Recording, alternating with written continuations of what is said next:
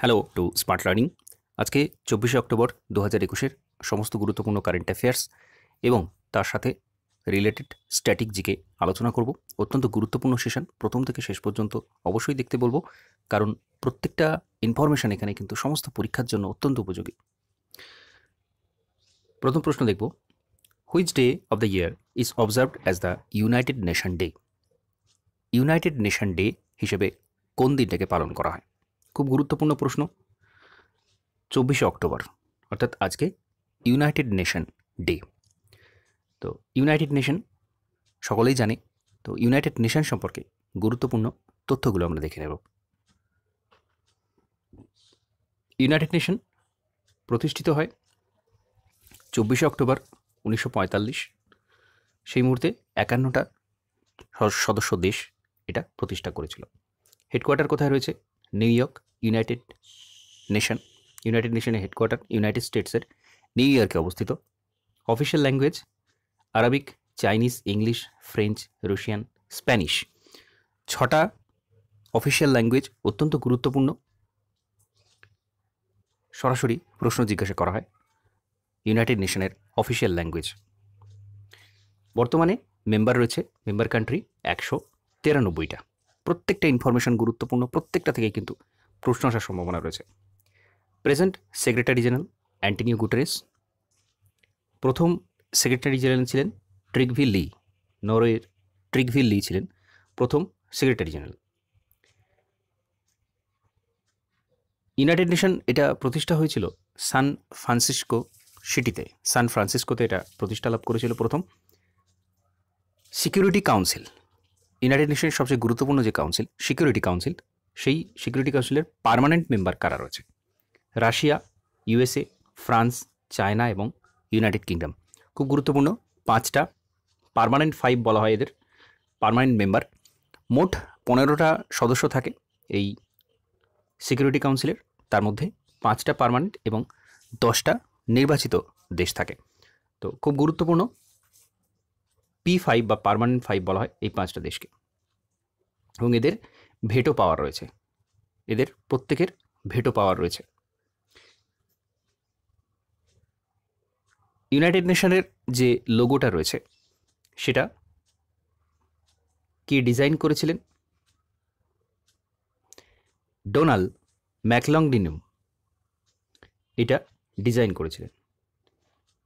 সর্বশেষ মেম্বার দেশ কোনটা? South Sudan. খুব গুরুত্বপূর্ণ, 14ই জুলাই 2011-তে সাউথ সুদান ইউনাইটেড নেশনের শেষ মেম্বার যে জয়েন করেছিল United nation.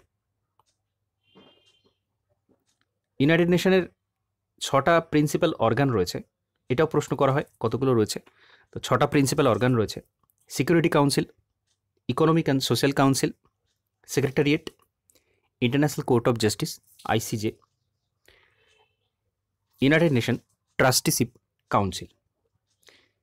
International court of justice এর হেডকোয়ার্টারটা কোথায় অবস্থিত? এই প্রশ্নটা আজকে রাখলাম, কমেন্ট বক্সে কমেন্ট করবে অবশ্যই। International court of justice ICJ এটা কোথায় অবস্থিত, এর হেডকোয়ার্টারটা কোথায় অবস্থিত? পরবর্তী প্রশ্ন, FATF has written Pakistan in the grey list of countries for failing to fulfill the 4 remaining FAFT mandates out of the total action plan item mandated to it by FAFT. তো খুবই গুরুত্বপূর্ণ, ফাইন্যান্সিয়াল অ্যাকশন টাস্ক ফোর্স এরা পাকিস্তানকে grey লিস্টেই কিন্তু রেখে দিয়েছে, এবং কতগুলো বিষয় ফুলফিল না করার জন্য এটা করেছে? 34টা এরকম অ্যাকশন প্ল্যান রয়েছে, 34টা এরকম বিষয় রয়েছে। যদিও এই ধরনের ফ্যাকচুয়াল ডেটা সরাসরি প্রশ্ন করা হয় না, কিন্তু এখানে FAFTটা গুরুত্বপূর্ণ, এবং এই পাকিস্তানকে যে গ্রে লিস্টেই বজায় রাখা হয়েছে এই বিষয়টা কিন্তু অত্যন্ত গুরুত্বপূর্ণ। তো FAFT সম্পর্কে খুব গুরুত্বপূর্ণ বিষয়গুলো আমরা দেখে নেব। তো global terror financing watchdog financial action task force, অর্থাৎ টেরর ফাইন্যান্সিং কারা করছে, কারা, কোন দেশ থেকে টেররিস্টদের ফান্ড দেওয়া হচ্ছে বা তাদেরকে হেল্প করা হচ্ছে, সেই সংক্রান্ত সমস্ত তথ্য সংগ্রহ করে FAFT, এবং বর্তমানে এরা পাকিস্তানকে গ্রে লিস্টের মধ্যে রেখেছে। পাকিস্তান এই বিভিন্ন বিষয়গুলো ফুলফিল করতে পারেনি, যেটা আমরা আগেই দেখলাম, তার জন্য পাকিস্তানকে রাখা হয়েছে। এবং আরেকটা গুরুত্বপূর্ণ তথ্য, এই FAFTর ব্ল্যাক লিস্টে কিন্তু বর্তমানে ইরান এবং নর্থ কোরিয়াকে রাখা হয়েছে এবং পাকিস্তান রয়েছে গ্রে লিস্টে। এফএফটি অত্যন্ত গুরুত্বপূর্ণ একটা বডি, যেটা একটা ইন্টার গভর্নমেন্টাল বডি এবং এটা প্রতিষ্ঠা হয় 1989-তে G7 সামিটে। G7 সামিট থেকে এটা উঠে আসে। এর উদ্দেশ্য কি? মানি লন্ডারিংকে বন্ধ করা, টেররিস্ট ফাইন্যান্সিংকে বন্ধ করা হচ্ছে এর মূল উদ্দেশ্য। এবং এর যে সেক্রেটারিয়েট রয়েছে এফএফটি, সেটা কিন্তু প্যারিসে OECD, organization for economic cooperation and development, OECD এর হেডকোয়ার্টারে কিন্তু এর সেক্রেটারিয়েটটা অবস্থিত। অত্যন্ত গুরুত্বপূর্ণ বিষয়। আবারও বলছি, এফএফটি কিন্তু সবসময়তেই বিভিন্ন নিউজে দেখতে পাওয়া যায়। তো প্রত্যেকটা বিষয় কিন্তু গুরুত্বপূর্ণ, প্রত্যেকটা ইনফরমেশন এখানে গুরুত্বপূর্ণ। তো OECD ফুল ফর্ম বিভিন্ন সময় জিজ্ঞাসা করা হয়, organization for economic cooperation and development. এটাও গুরুত্বপূর্ণ একটা ইনফরমেশন। মেম্বার কান্ট্রি রয়েছে বর্তমানে, এফএফটির মেম্বার কান্ট্রি রয়েছে 37 এবং ইন্ডিয়া এর মধ্যে কিন্তু একটা অন্যতম মেম্বার। নেক্সট দেখব, which of this days is observed at the World Polio Day.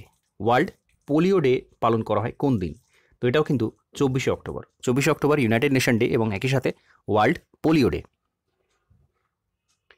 Next, who has been appointed as the new managing director and group chief executive officer of rating agency ICRA in place of N.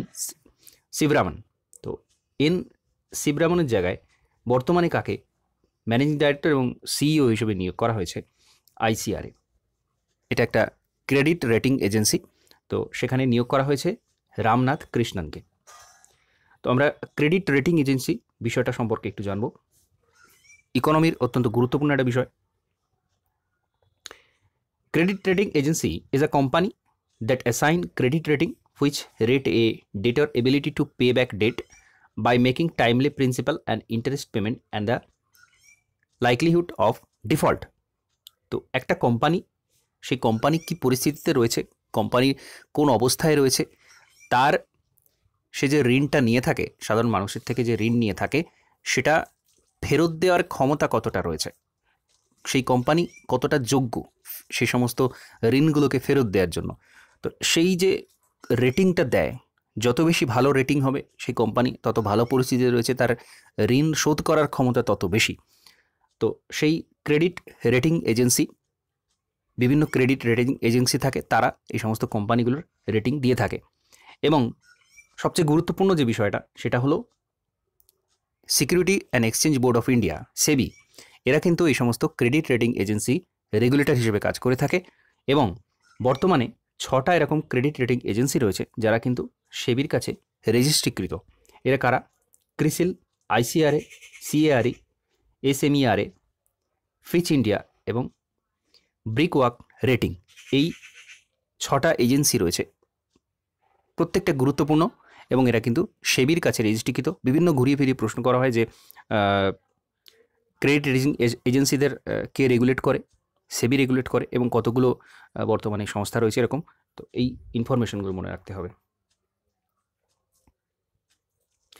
Next, who has been named for the Satyajit Ray Lifetime Achievement Award for Excellence in Cinema to be awarded at the 52nd International Film Festival of India, IFFI, in Goa in November 2021.